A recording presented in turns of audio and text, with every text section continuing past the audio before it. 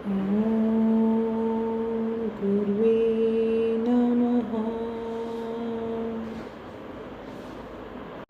जनक को भी एक धक्का लगा है, एक चौंक पैदा हुई, अचंभे से भर गए हैं।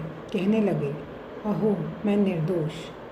सदा से अपने को दोषी जाना और सदा से धर्म गुरुओं ने यही कहा कि तुम पापी हो, और सदा से पंडित पुरोहितों ने यही समझाया कि दोहो अपने कर्मों के पाप। किसी ने भी यह ना कहा कि तुम निर्दोष हो, कि तुम्हारी निर्दोषता ऐसी है कि उसके खंडित होने का कोई उपाय नहीं, कि तुम लाख पाप करो तो भी पापी तुम नहीं हो सकते हो। तुम्हारे सब किए गए पाप देखे गए सपने हैं, जागते ही खो जाते हैं। न पुण्य तुम्हारा है न पाप तुम्हारा है, क्योंकि कर्म तुम्हारा नहीं, कृत्य तुम्हारे नहीं, क्योंकि कर्ता तुम नहीं हो, तुम केवल दृष्टा साक्षी हो। मैं निर्दोष हूँ, चौंक कर जनक ने कहा। मैं शांत हूँ, क्योंकि जानी तो है केवल अशांति। तुमने कभी शांति जानी है? साधारणतः तुम कहते हो कि हाँ, लेकिन बहुत गौर करोगे तो तुम पाओगे जिसे तुम शांति कहते हो वह केवल दो अशांतियों के बीच का थोड़ा सा समय है। अंग्रेजी में शब्द है कोल्ड वॉर। वह शब्द बड़ा अच्छा है।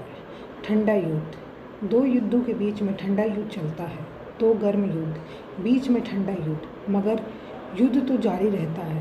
पहला महायुद्ध खत्म हुआ, दूसरा महायुद्ध शुरू हुआ। कई वर्ष बीते, कोई 20 वर्ष बीते, लेकिन वे 20 वर्ष ठंडे युद्ध के थे।